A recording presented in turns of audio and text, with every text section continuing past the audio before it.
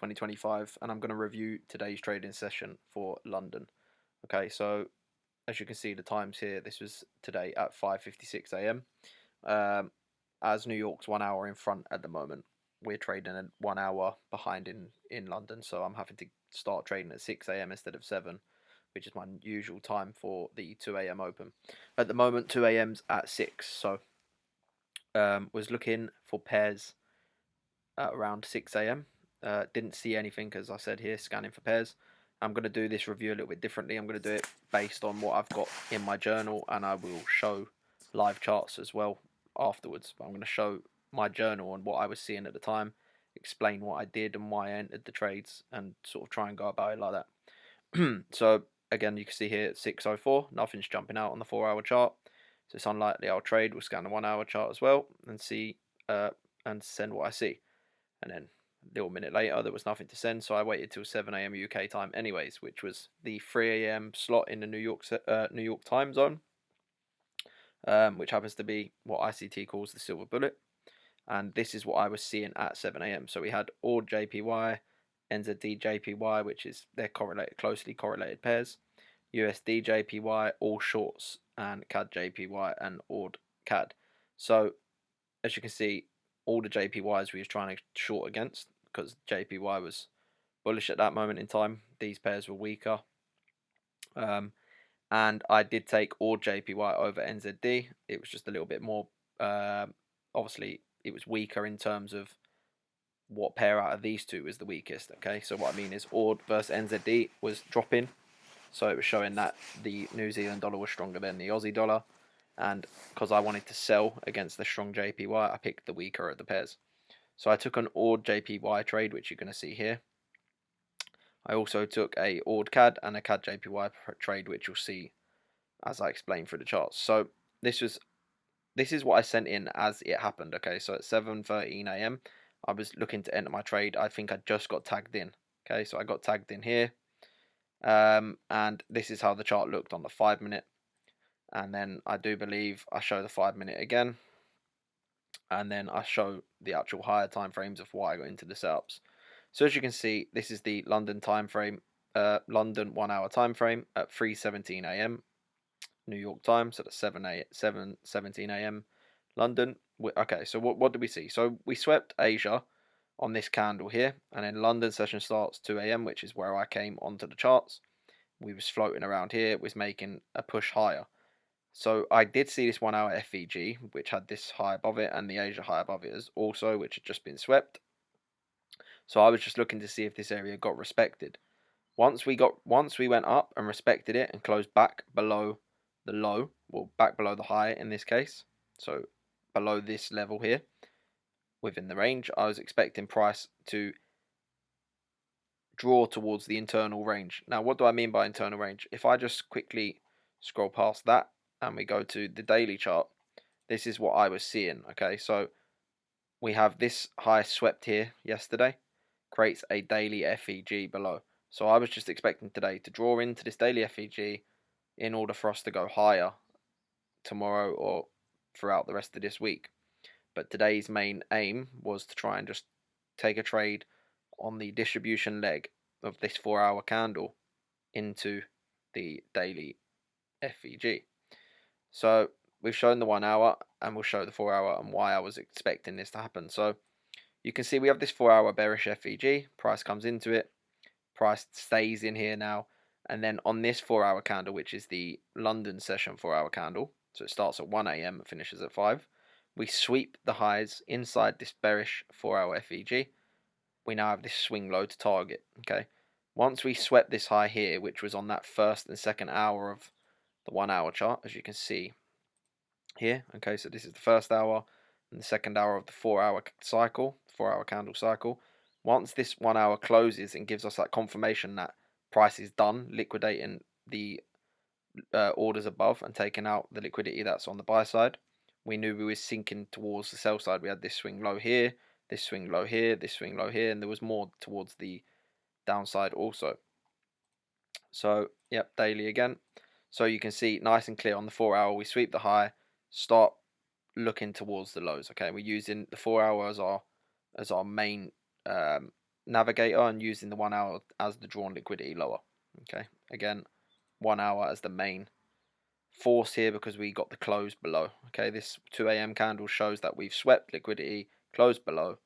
Don't see no reason for the next 1 or 2 candles to sink lower and take the internal range, which is obviously where the sell side's sitting at the moment. We also took a ORD CAD trade, 1% risk, and we took this off of more of like a impulse entry. Okay, and what I mean by that is when you see price here, we have this big open gap that got left behind, which is a bearish FEG. We also made a move down and then completely enclosed it. So this is what you would call a breakaway gap. It may not be filled.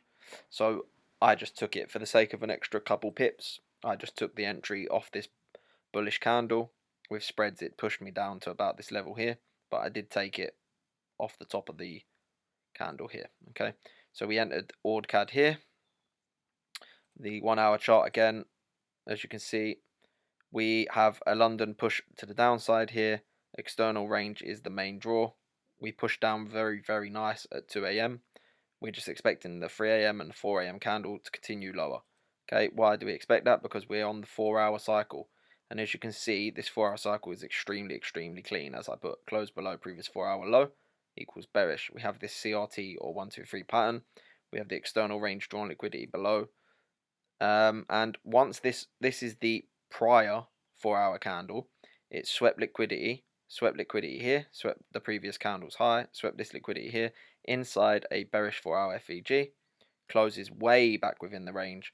This is the open, the high, and then we're looking for the distribution low, and then it can close. It doesn't matter, we'd be in and out of the trade by that point. But we're looking for the distribution. How do we gauge this? Well, we have this 4 hour chart. We know that this is probably the first hour, which I can show you that we was correct. It is the first hour. This is the first hour. This blue one makes the high. Second, third, and fourth candle, I'm distributing towards the drawn liquidity, which you can see here. Okay, so that's our ORD CAD trade.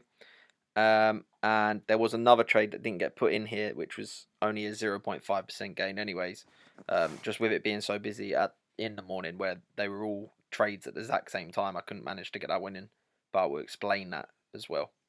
And then as you see pretty quickly, about, what was that? So it was about 7:15 when we sent the trade in. Yeah, 7:13. So about half an hour later, not even that, 15 minutes, 20 minutes later. No reason not to move ORD JPY to break even. Okay, so why did I do this? So if you see here, obviously this is the prior 1 hour and this is the current 1 hour.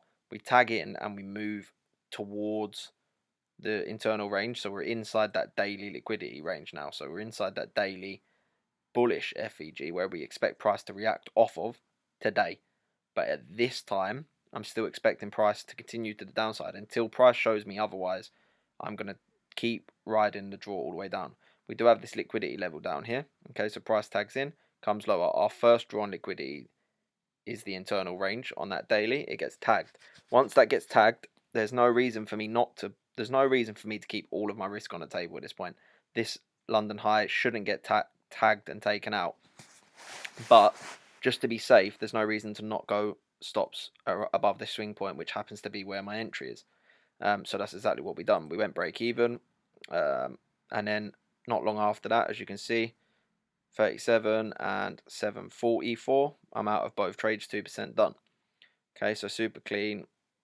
Also had this CAD JPY trade, which is the one I was trying to show you a minute ago.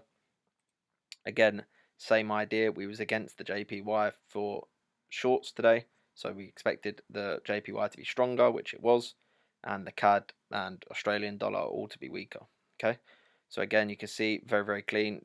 Takes price inside the bearish 4 hour FEG. Again, this is probably the 1 hour candle, the first hour of the 4 hour cycle, which puts in the high, and then we're just looking to ride distribution towards the external range, and it happens very, very clean and easy, as you can see. Or JPY, which is where we finished when we took our profit and got out of the trade. This is where we was at. Okay, again, you can see very, very nice distribution to the downside, pushing towards this overall liquidity target, but has already taken the internal range. So on a daily, it would be safe to get out this trade, as our overall daily bias is bullish, so we're going sort of against the trend here. And then the Ord CAD trade, this is how it looked. Super clean. This was a super good example of the CRT or 1-2-3 pattern. Obviously, you got this low that gets taken out. Price runs to the draw, so it just goes to show that you don't need to cut your winners off at the CRT low, so or the previous candle's range low. You can ride them to the draw. We had this drawn liquidity here, and this was a 1 hour swing point. There was also another 1 hour swing point somewhere in here as well, but main draw obviously being down here on this 4 hour chart. But very clean. We got our trade, got in and out with the profit that we took. Okay, so then here's me just talking a little bit more about what happens. If you want to pause the video and look at that, you can. And yeah, so basically these are the charts now. So we got Ord JPY. Obviously, this is the candle that we was trading. As you can see, price has sort of messed around ever since.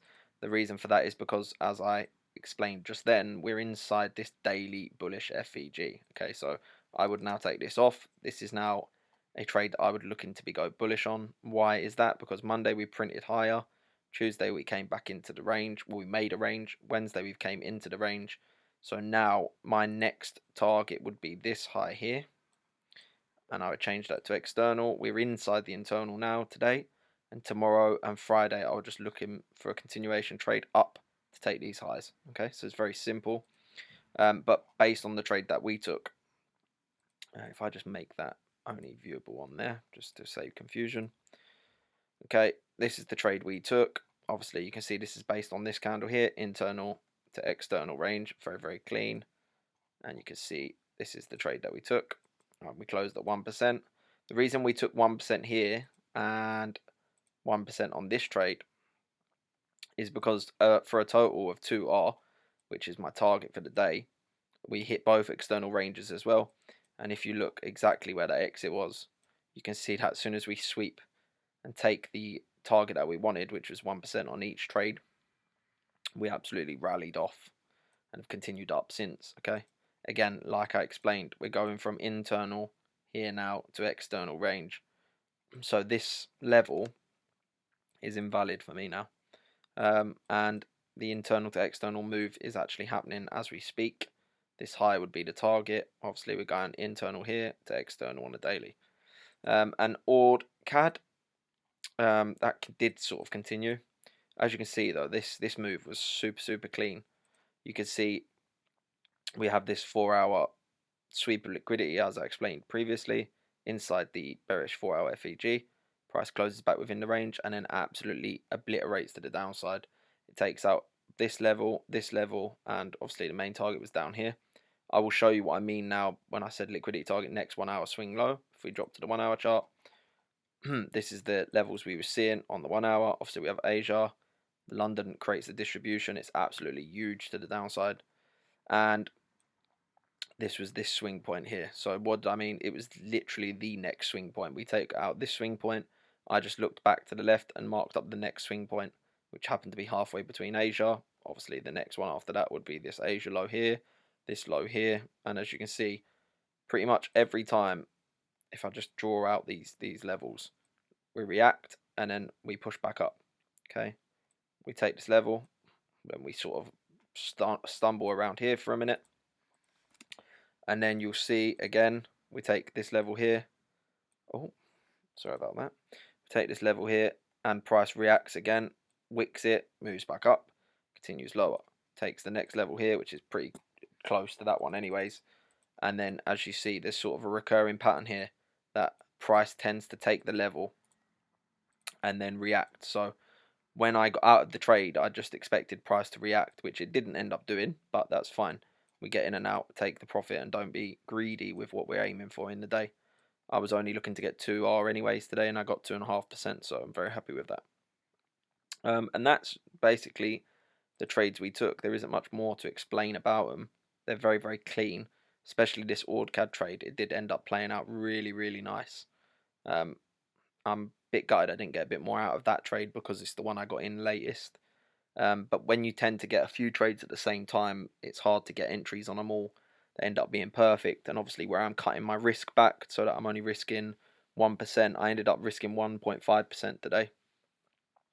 because obviously I entered the third trade, so I was trying to do the numbers, calculate the lot sizes and stuff, and trying to get into the trades before the trade ran away. But nonetheless, still happy with the profit.